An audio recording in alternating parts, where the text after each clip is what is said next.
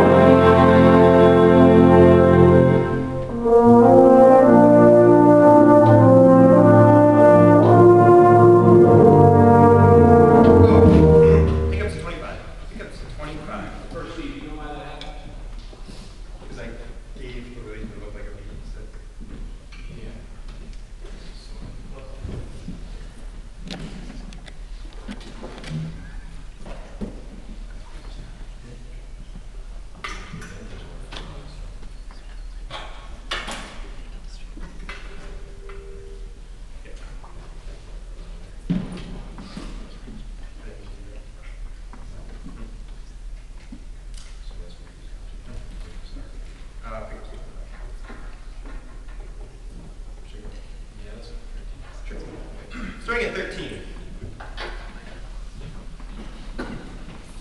13.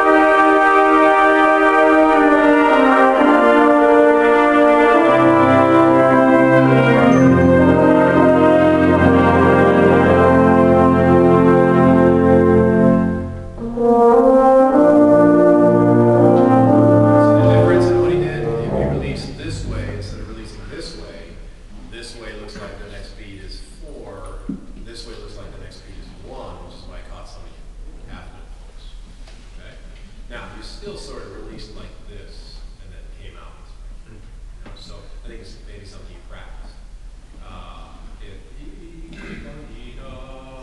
Just make your circle counterclockwise. And it's like the old Hot Wheels. You're right where you want to be after you loop the loop. Okay, we'll try one more. Yeah. Pick up to 21. Give some good air.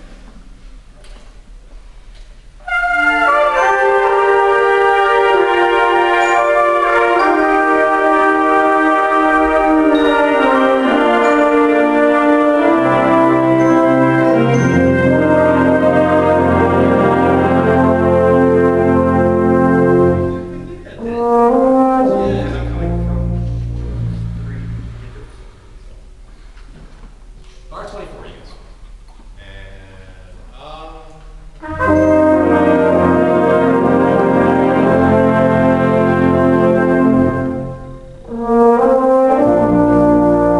You see, if you go clockwise, you have this violent rebound in the opposite direction. One more. Same.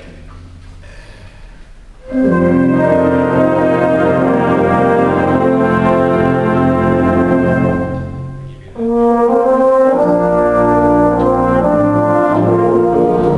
okay, so 21 there. Nice. 21.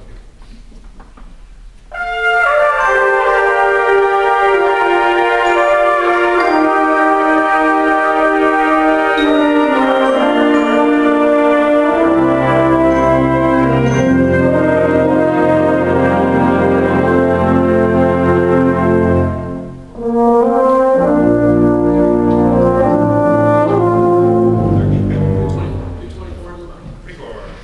Real fluid.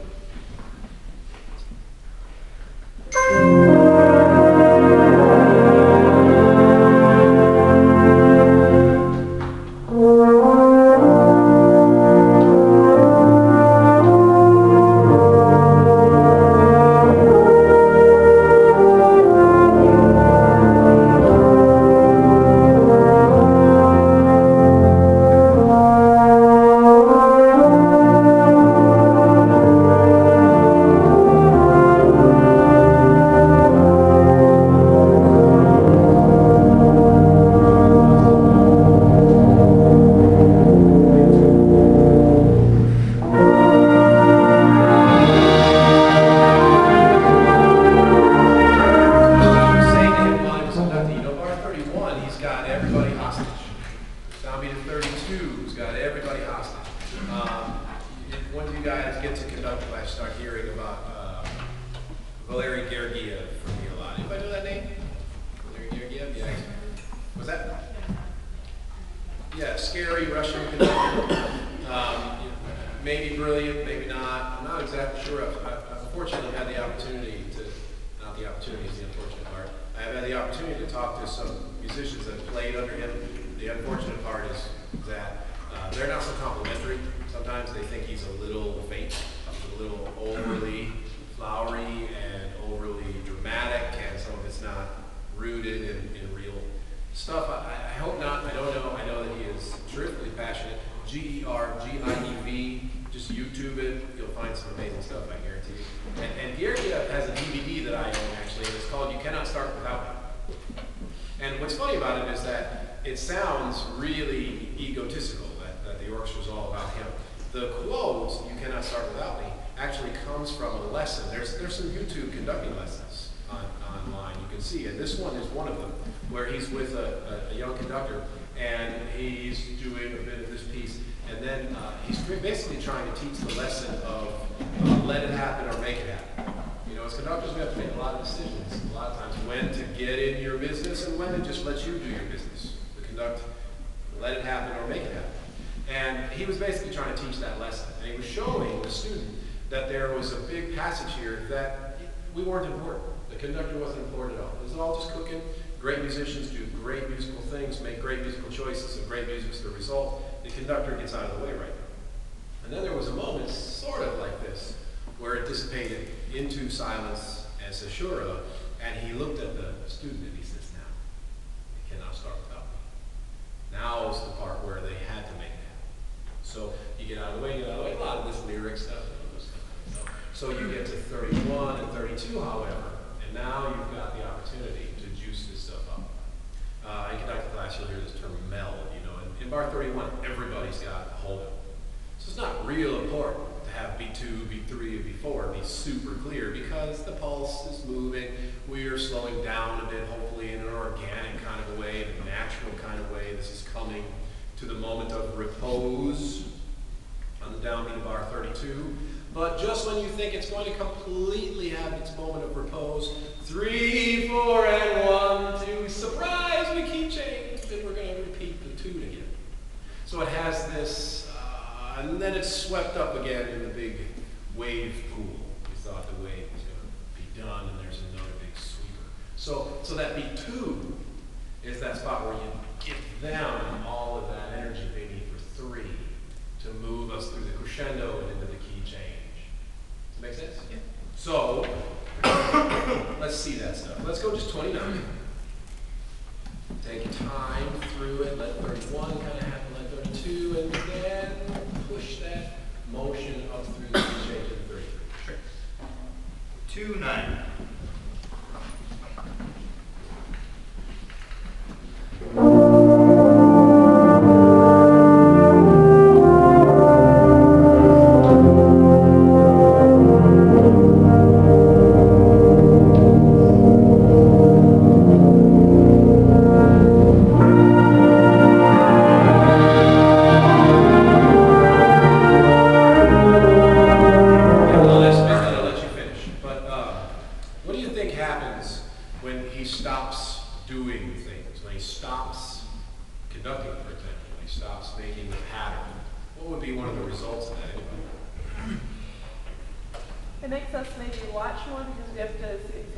Absolutely right. And guess what? 6th graders in beginning band too. We're all pretty programmed, and part of it I think is because of the society we live in. It's just noise, noise, noise, noise, noise. If you get bigger and bigger and bigger and bigger, I mean, how loud does it really feel when you're in that cafeteria and it's super loud after 10 minutes? After 10 minutes, it's not all that loud anymore. Your body's just pretty good at kind of bringing down the microphone level, bringing up, let the EQ just kind of bounce stuff out. And all of a sudden, it's not that loud anymore. If you were immediately thrust into that environment from the library, it would be crazy. Oh my God, it's so loud. But when you're in it for a little while, you tune it out. Visually, it's the same thing. You see big, big, big, big, big motion, motion, motion, motion, motion. Most of the time, you'll just start to kind of ignore it. But 6th graders and doctoral students, the same thing. You start getting real small and get out of the picture. All of a sudden, you have more attention than you might before. So I would go further. Can we try 29? I will go further with 31, 32.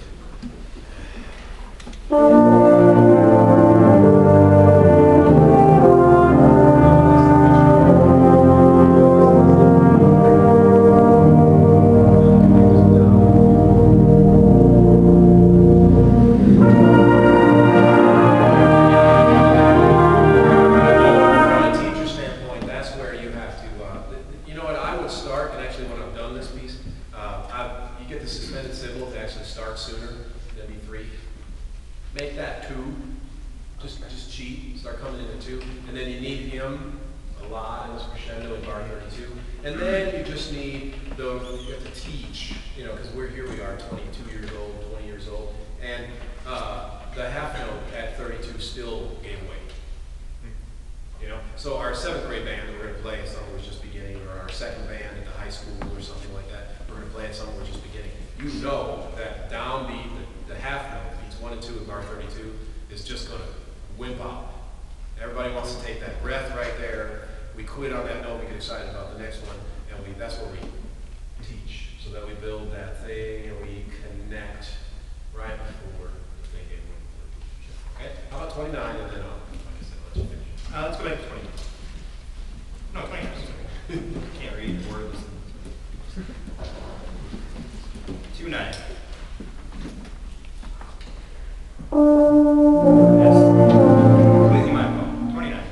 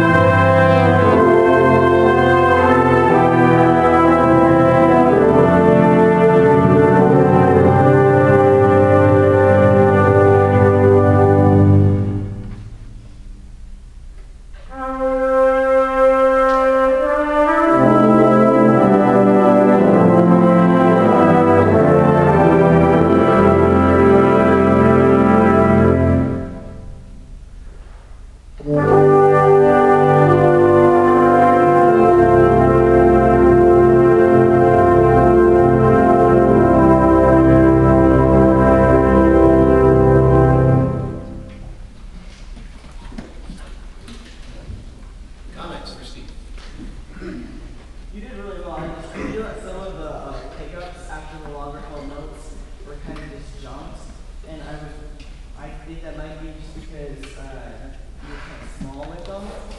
Maybe make it pronounce a little bit more. Sure. Just a little bit. I think you're going to try as well. I think you appear to me at least a little bit tense, uptight, and I think you took your first breath and all the time. And you took a small breath. And then sometimes when you piano something, it does appear really tense. So Sure. I know it's hard to do this. Overall, I did a really good job. I just kind of felt that maybe at 49, like you were a little bit unsure of your tempo. It was not tempo. And I felt like you were slowing down and speeding back up like every other minute. So I mean, I guess just be more assertive, be confident in your tempo, and then you won't be kind of going all over the place. Sure. I like how you gave the solid cues. You always knew who was going to come in when. You always make sure you gave them eye contact and cued them. We talked about this in class the other day. I still find it very challenging myself to give an energized piano. Because you need to be kind of small. He's working really hard to be small, but he's having the same problem that I am. How do you show that small and not get what my teacher?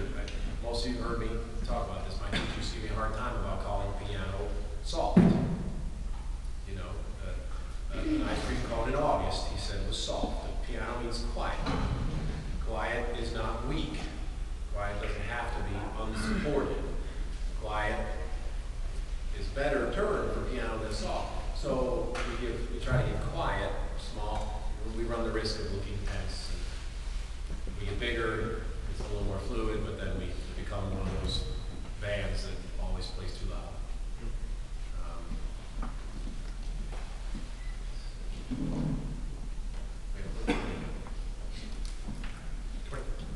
got 1 minute.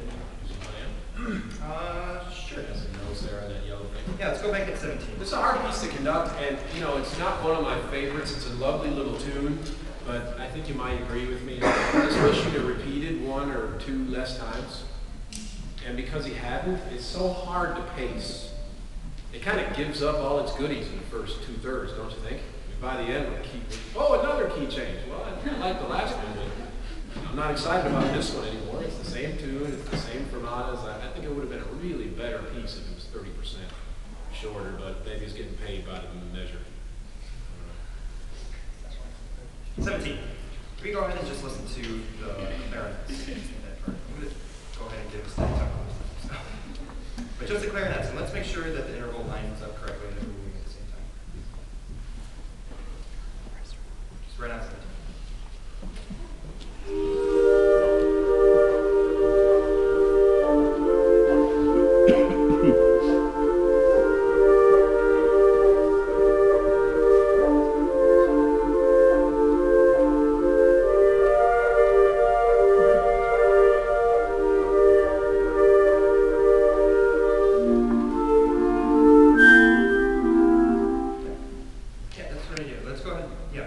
Moving together in interval time. So let's go ahead and listen to pickups to 17. Piccolo, flute, oboe. Go ahead, you Melons and cornet solo. Pickups to 17. Justin just plays slightly out of tune. Except for the time Pickups to 17.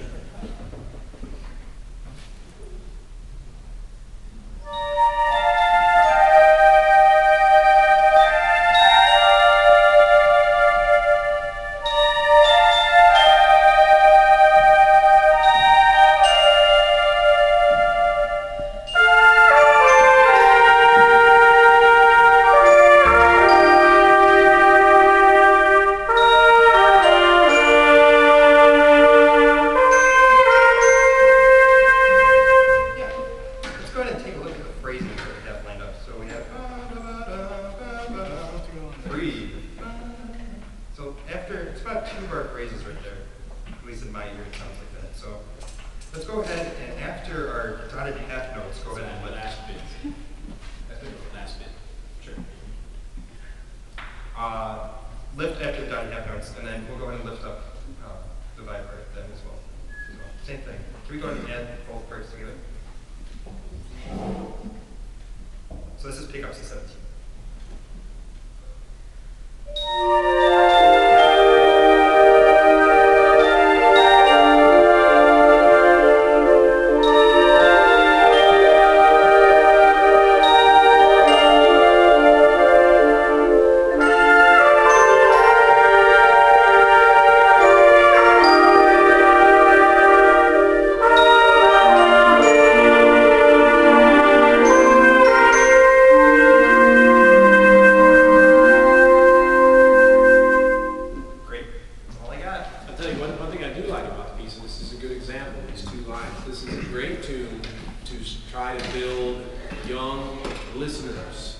know, the eighth notes of the tune here, it's all, they don't need a conductor.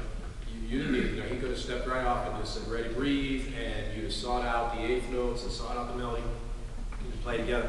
One of the biggest plagues we have in the junior high band room is people over-conducting and over-metronoming and never, ever, ever, ever giving young students the opportunity to build their skills at being a chamber musician.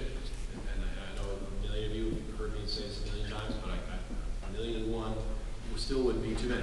My hero is Michael Tilson Thomas, and Michael Tilson Thomas says that every bit of music is chamber music. And sometimes he's conducting a Mahler symphony with a chorus and it's 150 people. He says it's still chamber music.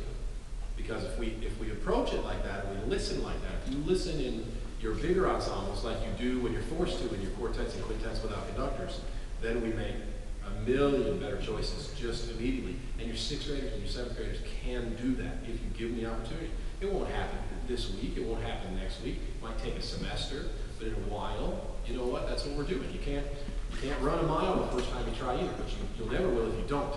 You never will if you don't get your shoes on and get out on the track. And what we do is we just never give little kids an opportunity to do it, and then we complain that they don't. We complain that they can't. Well, we haven't given them an opportunity to build those skills and listen. And this is a decent piece for that. I mean, it's a nice lyrical tune, and you know, pick a chair is a good exercise for that. You know, sometimes a pick a chair is kind of silliness, but it's not 100% about silliness. Maybe very little about silliness. And you work that into your classrooms later on. You do a regular bit of pick a chair and really stress the fact that pick a chair is about finding new things to hear and new things to listen to and challenging their antennae. They'll build better, stronger antennae, and then you conduct and they listen like chamber musicians and they communicate with their antennae, and now we have the opportunity to make musical gestures and decisions all the time. So thanks, Steve. Good job.